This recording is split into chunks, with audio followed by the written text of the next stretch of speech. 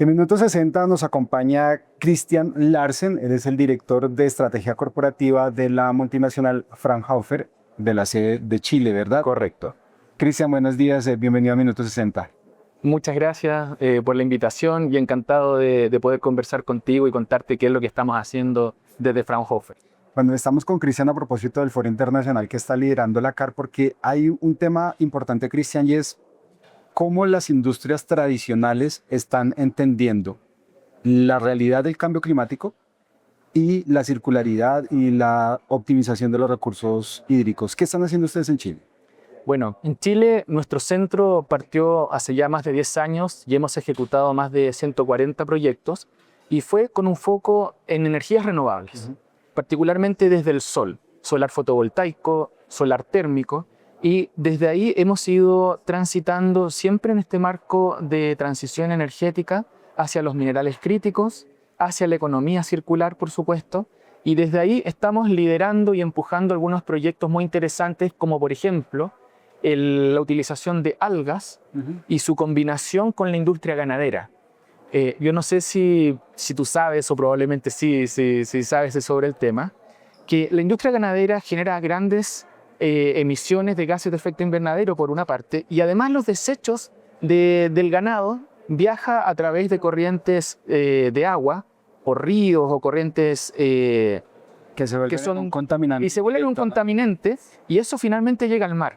Y estas algas se alimentan justamente de estos contaminantes y tú las puedes cultivar, luego las puedes procesar y generas biofertilizantes que van a ser para mejorar las zonas donde pastan el ganado, y también puedes generar biocomplementos o suplementos alimenticios que, además de mejorar la calidad del alimento que tiene el ganado, tú puedes lograr bajar y reducir en alrededor de un 15% las emisiones por el proceso que tienen estos animalitos cuando están ingiriendo su alimento.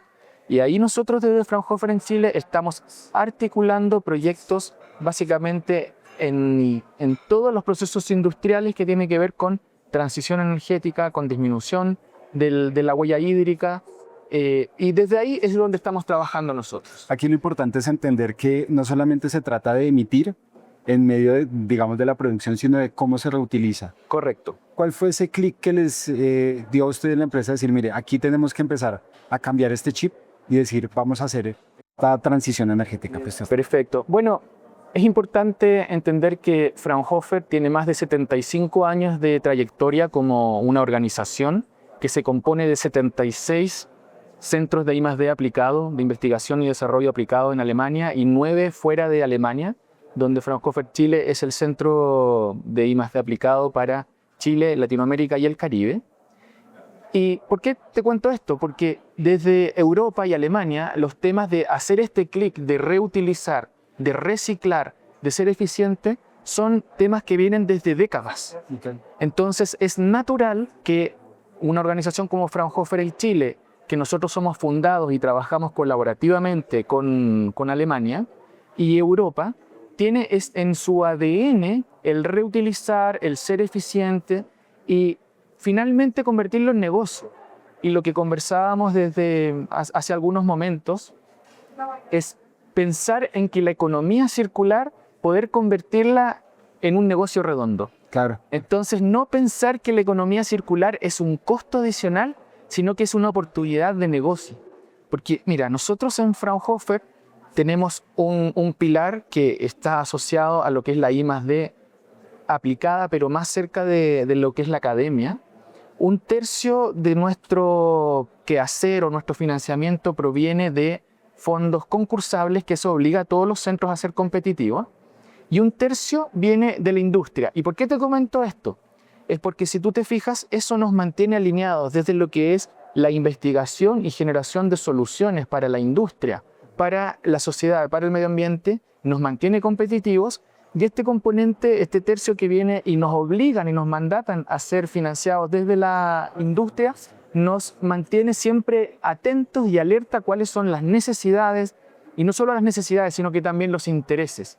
Entonces eso genera un triángulo virtuoso, por llamarlo de alguna forma, que te permite estar alineado con todos los estamentos que son los que finalmente generan o pueden generar un impacto positivo en el largo plazo. Claro, usted tocaba ahorita un tema muy importante, es de cómo el tema de la economía circular se vuelve un negocio y finalmente el ejemplo de las vacas y del ganado es totalmente aplicable y es cómo usted aprovecha ese residuo que está generando y esa emisión de CO2 y lo convierte en ganancia. Si ya no está comprando suplementos, sino que ya los está reutilizando a través de la captura de carbono. Exactamente. Y además, este tipo de desarrollos que tú puedes hacer regionalmente, no solamente una oportunidad de negocio a nivel privado, sino que además es una oportunidad de seguridad energética en algunos casos, seguridad de suministros. Con este tema de la guerra y la situación geopolítica, los elementos sintéticos, los elementos necesarios para generar fertilizantes sintéticos, que son los más comunes, ya no son tan simples de conseguir. Los precios se han elevado. Y tú, de un momento al otro, podrías quedarte o tener una baja en tu oferta, en la oferta que tú tienes para este tipo de elementos. Entonces, cuando tú trabajas desde una visión global, pero además teniendo en mente cuáles son tus elementos particulares locales, tú vas brindando un aseguramiento energético o de materias primas que son estratégicas para tu país. Sí. Y desde ahí trabajar también en temas de hidrógeno y derivados, también te brinda oportunidad de tener una economía circular, llamémosle por ejemplo, en el reaprovechamiento de la infraestructura que ustedes tienen acá en Colombia, desde los pipelines de la industria del oil and gas. Todo eso, tú con algunos cambios tecnológicos, puedes reutilizarlo en esta nueva industria del hidrógeno y sus derivados. Vamos a tratar del tema de Colombia, pero quiero tomar un tema que usted estaba hablando del proyecto de agroindustria fotovoltaica. Perfecto. ¿Cómo han podido enlazar la agricultura en el mismo terreno donde están haciendo la captura de irradiación solar, pero además usted también ha tratado un tema y es los minerales críticos? Porque todo eso tiene que ver. Sin minerales críticos no hay captura de rayos solares. Pues, ¿cómo han podido encontrar esa armonía y qué están produciendo en este momento? Perfecto. Lo que yo pondría como marco general a todo esto tiene que ver con colaboración, entendimiento. Porque cuando tú tienes y trabajas desde el saber sin un entender, finalmente tú puedes ir sin rumbo generando soluciones a problemas que a veces no existen. Ya. Entonces, vamos al AgriPV. El AgriPV es el concepto que se originó en Alemania por la necesidad o por las restricciones de espacio, donde tú tienes muchos habitantes en un espacio contenido. Entonces, ¿cómo lo hacemos para tener energía y otros usos? Entonces, los sistemas AgriPV lo que hacen es trabajar sistémicamente u holísticamente la producción de energía con la producción alimenticia, tanto para los animales como para las personas.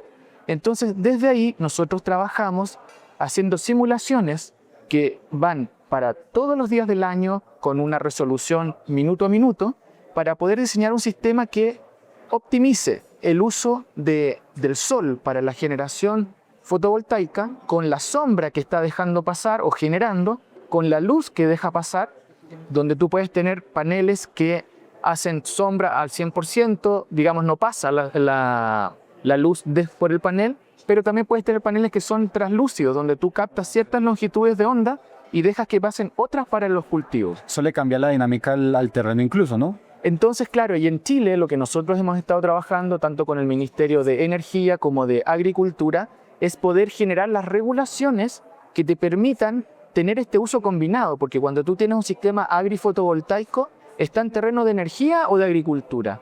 ¿Ya? Entonces ahí tú también tienes que ir alineando. Eso compartido el suelo. Exactamente. Y además tiene la bondad, que es lo que nos convoca del tema hídrico, ¿verdad? Tiene que ver con que tú en los sistemas agrifotovoltaicos tienes una disminución de alrededor de un 30% del consumo de agua por el efecto de evaporación, y en los sistemas que son fotovoltaicos flotantes en cuerpos de agua, tú puedes llegar a reducir entre un 70 y un 80% la evaporación que tienes en el cuerpo de agua.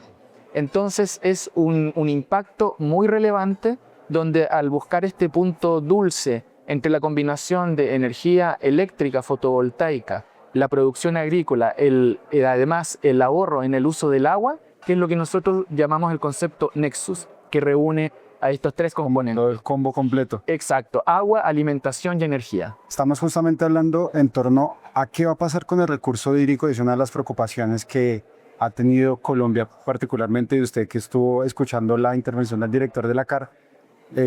Pues el año pasado tuvimos racionamiento en Bogotá. ¿Cómo se puede optimizar en un país como Colombia a través de estas ideas el uso del recurso del agua y de pronto entenderlo como esa vitalidad que tiene y no como el desperdicio que en algunas partes se entiende? Es como yo abro el grifo y sé que el agua va a estar siempre ahí, Correcto. pero que en algún momento ya tenemos que ser conscientes que en algún momento lo vamos a abrir y no va a haber agua. Bueno, esto tiene un concepto. Lo primero es cómo nos hacemos cargo de ahorrar el agua existente. ¿Ya? Ahorro. Pero además entendimiento de cuáles son las fuentes que tú tienes de agua y cómo puedes recolectarla y almacenarla. La recarga de acuíferos, por ejemplo, es un tema muy interesante.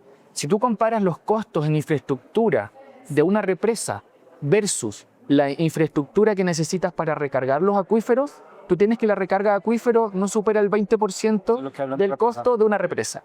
Entonces, además, tú, si esto lo unes al concepto de Smart City, donde tú tienes una planificación territorial adecuada, donde entiendes cuáles son los usos y las demandas hídricas, energéticas y todo lo que vas a requerir en tu ciudad, eso finalmente te puede dar un lineamiento y un patrón estratégico a través del cual qué vas construyendo, qué medidas vas tomando. Y yo hago siempre la analogía como ese juego antiguo del SimCity, donde tú simulabas una ciudad, donde tú puedes ir viendo cómo impactan los distintos elementos en un impacto finalmente global. Y desde el punto energético que nosotros trabajamos, como el hídrico, como en toda la planificación territorial. Porque aquí planteamos un tema importante de las Smart City y es la planeación. Ahora sí tiene que ser planeada, no solamente es poner el ladrillo, sino es el ladrillo, el impacto, lo que me va a costar para el ambiente y el recurso hídrico. Exactamente. Pues bueno, Cristian, muchas gracias por acompañarnos, por estas iniciativas, y pues el mensaje, me imagino, para la gente es: hay que ahorrar agua. Sí, tenemos que ahorrar agua, y a través de organizaciones y la cooperación entre la academia y organizaciones como Fraunhofer, la industria y el gobierno, podemos darle este cambio en la percepción y pensar cómo ser o estar alineado con el medio ambiente puede convertirse en un negocio rentable para todos nosotros. No es Cristian Larsen, director estratégico de Estrategia Corporativa de Fraunhofer Chile. Yo soy Camilo Cruz, Minuto 60, una infinita información. Muchas gracias, muy amable.